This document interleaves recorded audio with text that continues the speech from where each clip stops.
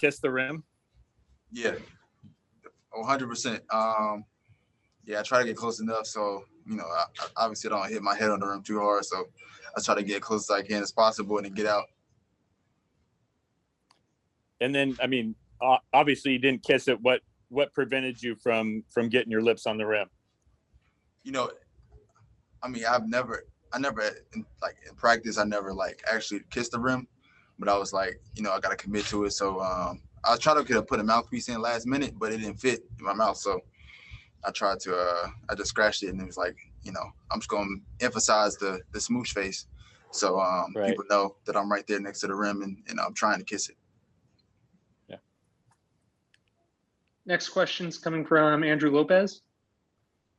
Where did the, hey, it's Andrew from ESPN. Where did the, I guess the inspiration for that one come from? I know it's a lot of people have kind of talked about it over the years, but what kind of gave you the thought to try it out? The kiss the rim one? Yeah, the kiss the rim one. Just going over crazy ideas, just actively joking about it. Just talking I'm trying to go out there and kiss the rim and dunk it and see how it goes. And I'm like, all right, let's actually do it this time. That's something that nobody's ever done. That's very unique, very, very creative to do. I think a few people can actually do it. So I think that was going to show the judges a lot. Next question is coming from Casey Holdall, trailblazers.com. Anfernee, how did you feel going into it? Obviously, your first chance to go out there and perform on such a big stage. You talked about not really being a guy who dunks a lot in games. So kind of what was your mindset going into it, and how did you feel after that first dunk? Yeah, it was I was pretty nervous, not going to lie. But, when I first did that first dunk, just to get my legs going, I knew that, it was going to be a good night for me, especially making my first chance in each and every dunk. That's nothing but God right there. Congrats, Ant. Thank you. Next question is coming from Jamie Hudson, NBC Sports Northwest. Hey, Ant, going into this, I know you had some teammates giving you advice, but did anyone help you come up with the idea of the prop or anything, or was that all on you for all three dunks? Shout out to Coach Oz. He came up with the first idea on the dunk. Putting something. At first we did Velcro on the side of the backboard, but it was like, if we can put something on the rim that can sit the ball up there, that would be amazing, especially on the replay. And shout out to Coach Oz. He helped me out a lot with this whole process of choosing which dunks I want to do. Next question is coming from Valencia King, Reels Talk Sports. Hey, appreciate you taking the time and congratulations. I know this isn't the peak of where you want your NBA career to go, but when you think about the support from your family and loved ones that has gotten you to this point, can you just talk about how much that means to you and how much they've kind of helped you get here? They've been there every step of the way, and just having them here as well to witness me, in such a special moment, in my life and everybody around me's lives. It's just a blessing to have them in my corner. Have them every step of the way. I'm just very grateful for them. I hope they enjoy it tonight as well. Next question is coming from Nicholas Kohlheber. Hi, and congrats. What do you feel about being the slam dunk winner, and is it a dream who came true? Yeah, definitely. It's definitely a dream come true. Just watching the dunk contest over the years, growing up. It's one of the premier contests, if not the premier contest next to the game in All-Star Weekend. So having a chance to come in and be a part of it and win it, it's surreal. Coming to Orlando Sanchez, KGW. Congrats, Anfernee. A similar question, man, but what does it mean to be the first Portland Trailblazer to win this event? Oh, the first? Wow, I didn't know it was the first. That's amazing. And, just especially we got a couple guys that were already in the dunk contest, great dunkers. So, it's just a blessing to be a first Portland Trailblazer to win a dunk contest. I didn't know that. Next question is coming from Andrew Greip with the LA Times. obviously you've never taken part in a dunk contest at an all-star game, but the experience of doing it in a essentially empty arena, what was that like in terms of trying to get yourself hyped up enough to get ready for this competition? I think just the fact that I'm in a dunk contest got me hyped up. So I think all the excitement came from within. Obviously, you know, it was a good scene. NBA did a good job of, you know, creating a good atmosphere, especially with the, you know, some of the fans out there, then the big old screen in the back. So I think they did a good job of recreating a great All-Star Weekend atmosphere. And you know, just I feel like when I was nervous, I think I jumped higher, so it helped me out loud too. Can you hear your peers on the sideline that much easier? The older guys who were watching, like Dame, like because there's no crowd. Were those guys yelling stuff at you? Could you hear them?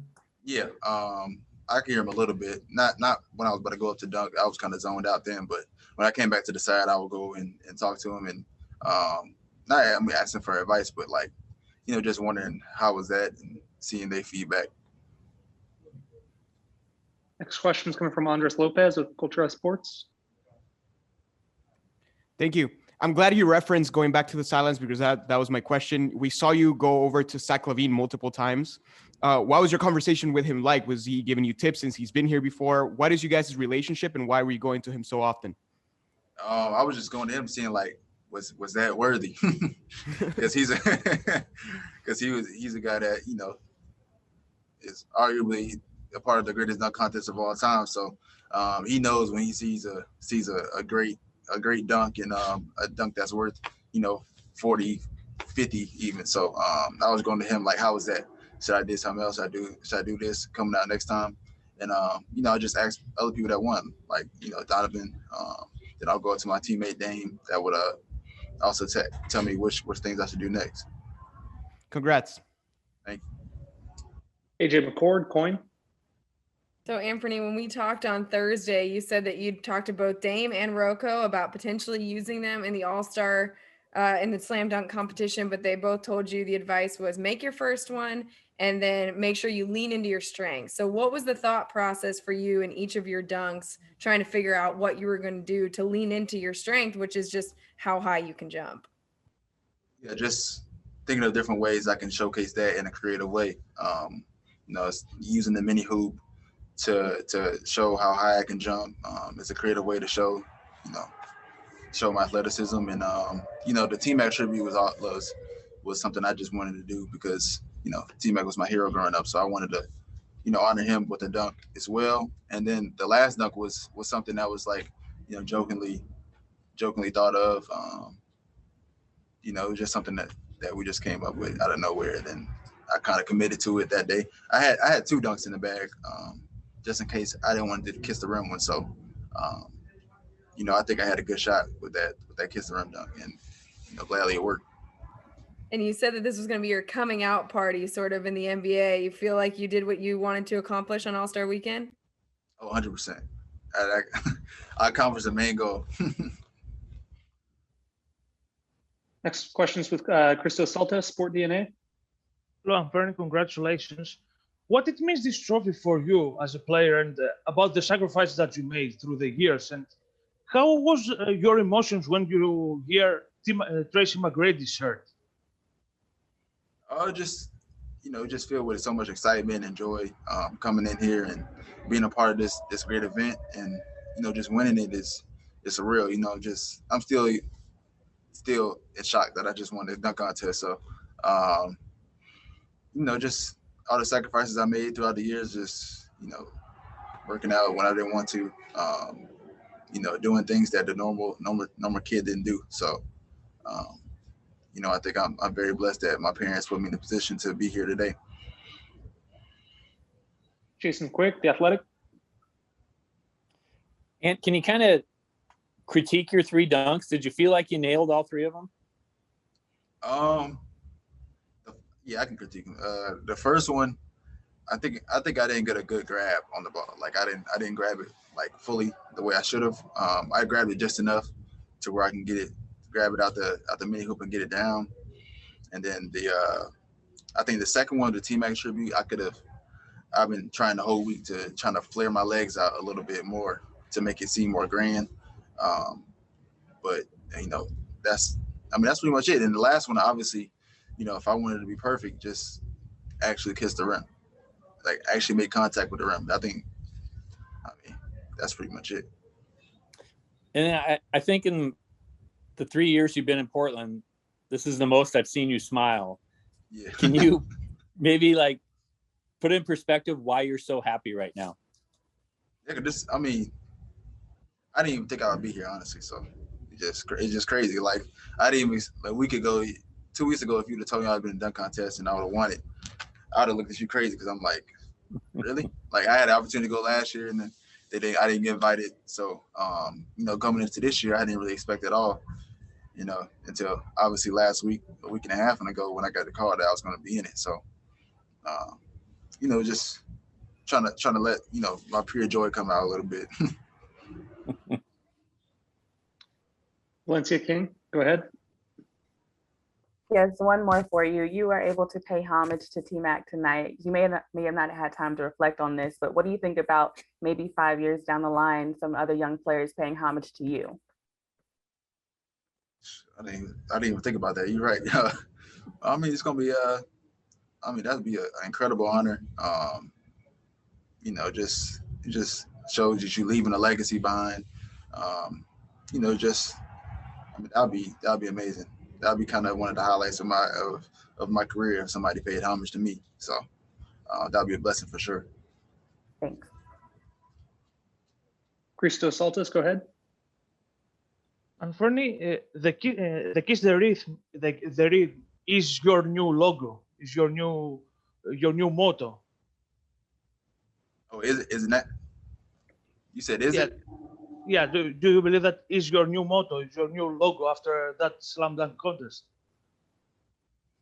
I don't know hey, if people run with it, let's run with it then. I'm the guy that kissed the rim. All right, last questions come from Jason Quick. Anfernee, can you kind of explain how Tracy McGrady became an important player for you? Yeah, he was just, growing up, when I finally kind of recognized who was the good players on the court, him playing for the Magic. That was kind of the first person I saw, and I kind of fell in love with the game after that. He was the first jersey I had. Him and LeBron's were the first two jerseys I ever had. And he was just a big impact in my life. Especially for him being from Florida as well. So, that was everything for me. And I had a chance to meet him a couple of times when I was younger, but I was too scared to meet him. So, hopefully one day I'll get to meet him. So.